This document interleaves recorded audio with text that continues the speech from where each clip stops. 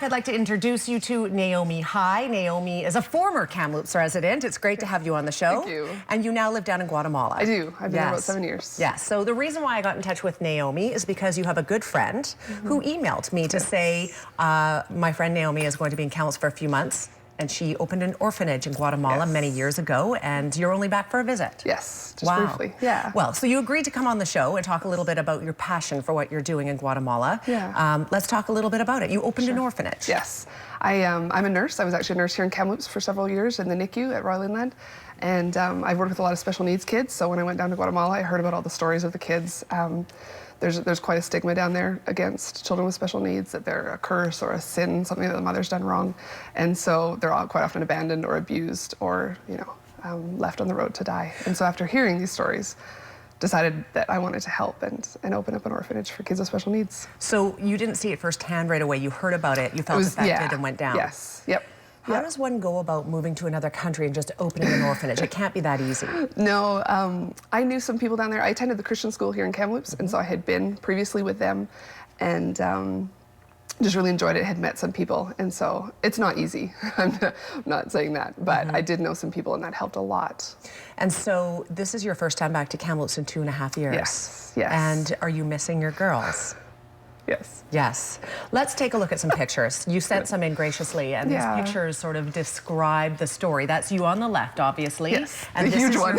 Yeah, the tallest one of the bunch. Yes, by far. This is your extended family. These are your people. Yes, my girls. Yeah. Tell me how this came to be. How did you make this happen and get these girls to come to you? Yeah, it was a long process for licensing. I'm licensed by the Guatemalan government. We're a nonprofit down there, and once I had all the paperwork in place, we get referrals from judges from the courts, and they say we have a little girl that's actually Sara, who has cerebral palsy, and they say this girl has been abandoned or whatever, needs a home, and we accept them or not. We currently have 6 girls. That is amazing that you're doing this. Yeah, and I'm their legal guardian basically for life. They're all permanently in my care. And will they stay with you forever? Yes. Some of them, the majority of them will stay with us for life because they have needs that will require lifelong care.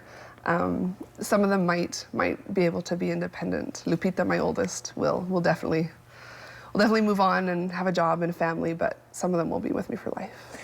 Did you speak Spanish when you first got there? No, not at all, actually. And now, obviously, I learned. Yes. Yeah. Tell me a little bit about why this is such a passion for you. Why did you feel the need to do this? And you're carrying on, and it sounds like you're going to be there for a long time. Yes. Like I said, I grew up in the Christian school. I'm a Christian, and I feel like God has called me to move down there and to care for these girls. Being a nurse, I have a lot of knowledge to share. The medical system down there is basically a nightmare. We have a lot of problems up here, but down there it's a nightmare. And so I feel like I have things that I can help them with. I feel like something that God has called me to do, to look after these kids and become their family, and I love it. Did their parents give them up? Some of them. It's okay if you're emotional because you're passionate about it, so it's okay. Yeah. Some of them have been completely abandoned, but you have to understand it's actually a very hard life for them down there. Sure. There are no resources. There aren't therapies and doctors and people who can say this child has value and this child deserves to live with you until they pass on. And so families sometimes just are disgusted and do throw them aside. Sometimes they just can't handle it alone, and because people are so hard on them and think that you must have done something wrong as a mother to have produced a child so terrible as this, and they can't handle it. And so a couple of them have families that will come and visit when they can, but the majority don't. Is a world that many of us don't understand living in Canada, isn't it? It's a foreign concept to me and to most mothers and fathers out there. Yeah. What is your message to people who are watching today in regard to what you're doing down there? Oh, well, I just wanted to get the word out there. Let people know that this is what we're doing. I've had a lot of support here in Kamloops. The Kamloops Vineyard Church is where I attend. If people wanted to get on board with it, then we would love to have help. We actually have some babies that are on a waiting list to come. We have room for 10 kids, but we stopped and put them on a waiting list about 8 months ago because we don't have enough money to... Okay, so funding is an issue.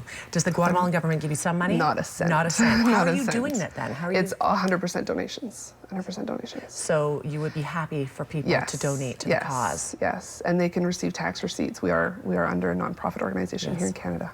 I think what you're doing is amazing. Thank you. It is exceptional. Thank you. And you're a good person. You're the mother to so many people down there that are missing you and counting on you. I'm sure you're looking forward to getting back. Yes, I am. Yeah. I am looking forward to it.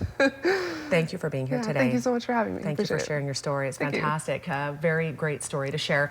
treasuresofgod.org. There is a website you can check out. You can also email Naomi directly if you would like to. Her email is on the screen right now. Thank you again for being here today. Thank you so much. All right, we're back in 2 minutes. Stay with us.